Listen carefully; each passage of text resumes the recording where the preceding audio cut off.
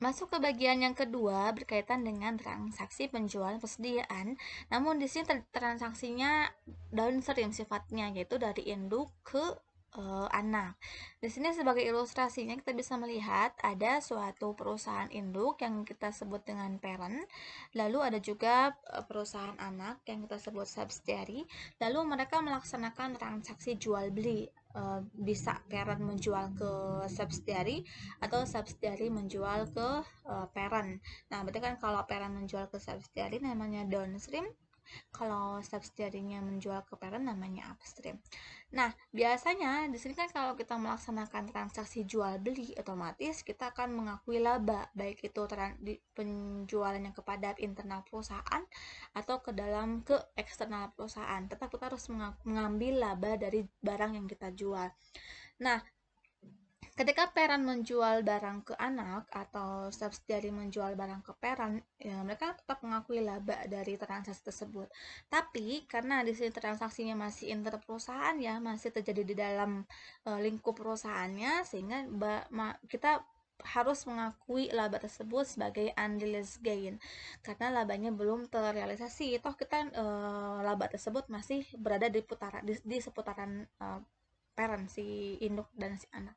Tapi kalau sepertinya ketika si parent membeli barang dari subsidiary lalu dia menjualnya keluar ke pihak ketiga, atau subsidiary membeli barang dari parent dan subsidiary tersebut menjual barang tersebut ke pihak keluar, ke non afiliasi, itu kita baru boleh mengakui si laba yang tadi kita jual itu sebagai realized gain, sebagai laba yang terrealisasi. Nah, laba yang sudah terrealisasi dan laba yang belum terrealisasi itu kan ada kaitannya dengan si parent dan subsidiary. Maka pada saat sebelum kita membuat laporan konsolidasi, maka si induk itu harus mengeliminasi terlebih dahulu realized gain yang ditimbulkan dari upstream atau dari downstream. Begitupun juga unrealized gain yang dihasilkan dari dua jenis transaksi penjualan tersebut. Nah, ini harus dieliminasi. Nah, apa nih perbedaan pengakuan dari mulai eliminasi sampai konsolidasi, baik itu upstream dan downstream? Di sini yang pertama, ketika parent menjual kepada subsidiary, otomatis transaksinya kita namakan dengan downstream atau hulu ya, transaksi hulu dari atas ke bawah. Nah, di sini kan ada intercompany profit nih, profit yang dihasilkan inter perusahaan antara si parent dan si subsidiary. Nama bekerjanya itu intercompany profit. Nah, kalau sepertinya transaksi jenisnya itu downstream, maka di sini si intercompany profitnya atau laba yang dihasilkan dari transaksi penjualan tersebut itu sepenuhnya milik CI, karena yang melakukan penjualan itu hanya induk saja, induk ke anak. Otomatis kan tidak ada kepentingan non pengendali di sana karena semuanya milik si induk, sehingga intercompany profitnya semuanya dialokasikan ke si I.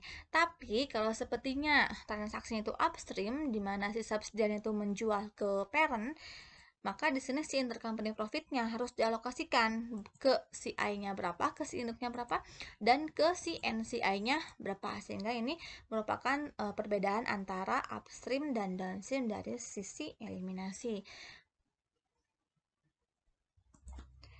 Terkait dengan jurnal eliminasi antara upstream dan downstream, ini kita bisa melihat perbedaan antara dua transaksi itu. Kalau sepertinya jurnal eliminasi untuk downstream, pertama, dua-duanya kita harus tetap mengakui adanya penjualan antara parent dan subsidiary. Lalu yang kedua, kita mengakui adanya sih keuntungan atas transaksi upstream dan downstream tadi. Nah, antara kedua jenis transaksi tersebut ada perbedaan di pengakuan yang keuntungan unrealized tadi.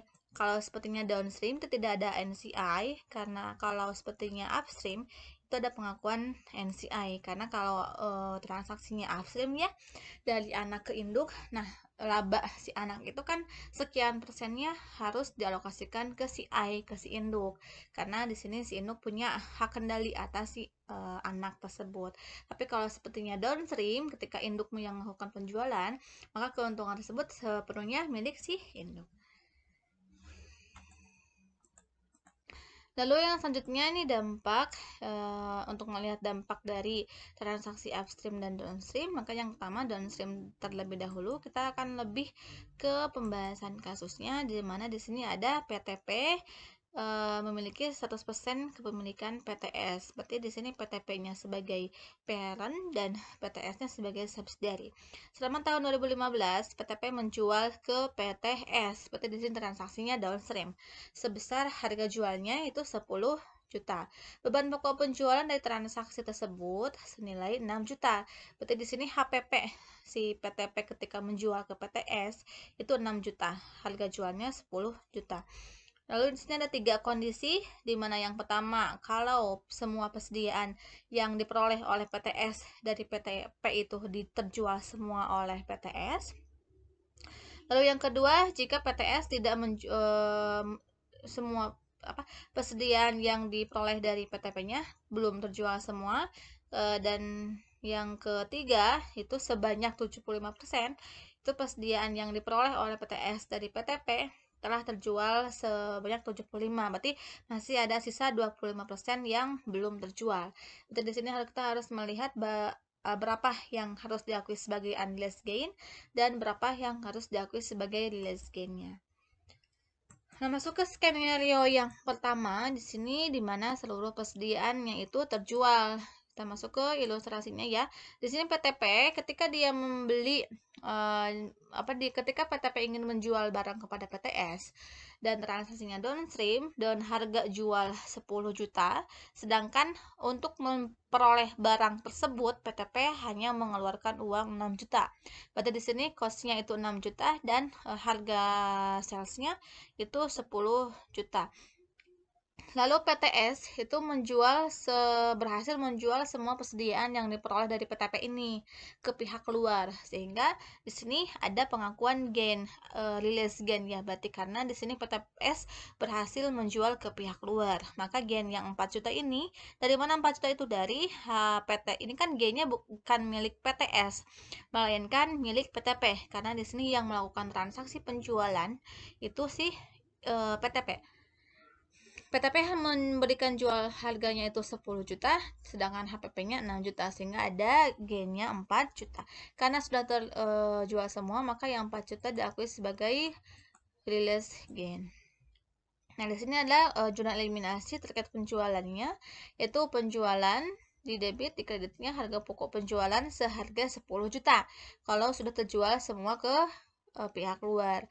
Lalu dampak terhadap laporan konsolidasiannya, di sini kan PTP dia melakukan penjualan 10 juta dengan harga pokoknya 6 juta. Nah, di sini si PTS itu menjual persediaan yang diperoleh dari PTP ini dengan harga jualnya 16 juta.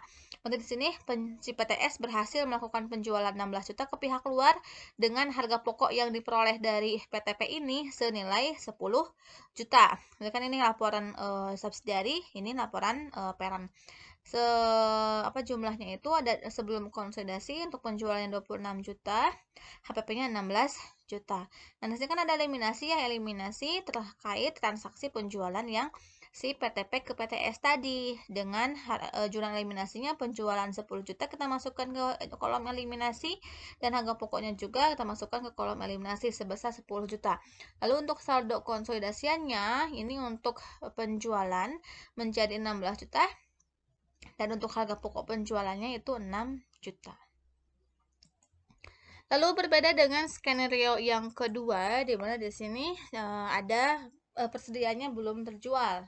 Di sini sama ilustrasinya seperti yang tadi, PTP menetapkan harga pokoknya 6 juta, salesnya 10 juta. Tapi karena PTS ini belum berhasil menjual kepada pihak luar atau non afiliasi, itu kita akui gain yang 4 juta ini sebagai unrealized gain karena belum terjual ke pihak luar.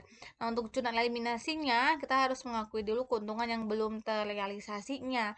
Di sini ada bagian laba atas entitas anak dan dikreditkan investasi pada entitas anak. Jumlahnya 4 juta, sedangkan untuk mengeliminasi harga jual penjualan yang dilaksanakan oleh si parent, sini penjualan di kreditnya ada HPP dan persediaan. Kalau yang ini masuknya ke jurnal penyesuaian ya, yang akhir periode. Nah, penjualannya itu 10 juta, HPP-nya sebesar 6 juta, dan persediaannya sesuai dengan keuntungan yang dihasilkan, yaitu 4 juta. Nah, kenapa yang tadi yang di skenario 1 tidak ada persediaan, pengakuan persediaan? Karena di sini si PTS berhasil menjual semua, sehingga tidak ada intercompany profit yang mengendap di si PTS-nya, sehingga tidak perlu dieliminasi. Tapi karena yang ini, karena si persediaannya belum terjual ke pihak luar, maka ada pengakuan si keuntungan atas persediaan yang masih tersimpan oleh PTS sebesar 4 juta. Lalu dampaknya seperti yang tadi, ini PTS belum melakukan penjualan, sedangkan PTS masih menyimpan persediaan senilai 10 juta. Lalu dilakukan konsolidasi, dilakukan eliminasi, sehingga di sini ada kita masukkan yang 3 poin ini ke kolom eliminasi, sehingga dihasilkanlah konsolidasiannya.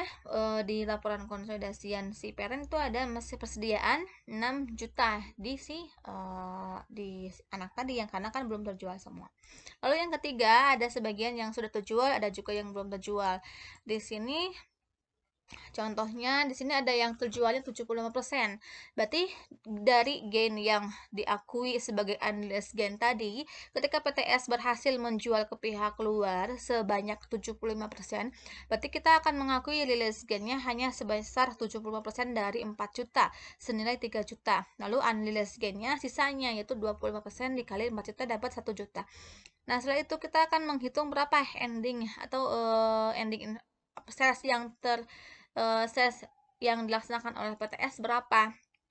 Karena tadi diasumsikan harga jual PTS kepada pihak luar itu sama 16 juta, maka sales yang terjadi itu sebesar 75% dari 16 juta sesuai harga jualnya, itu sebesar 12 juta. Lalu HPP-nya tinggal dikalikan 75% dikali harga perolehan PTS dari PTP. Yang ini ya 10 juta sebesar 7 juta 500, sehingga di sini ada ending inventory-nya sebesar 10 juta. Sebesar apa? Sebesar 25%.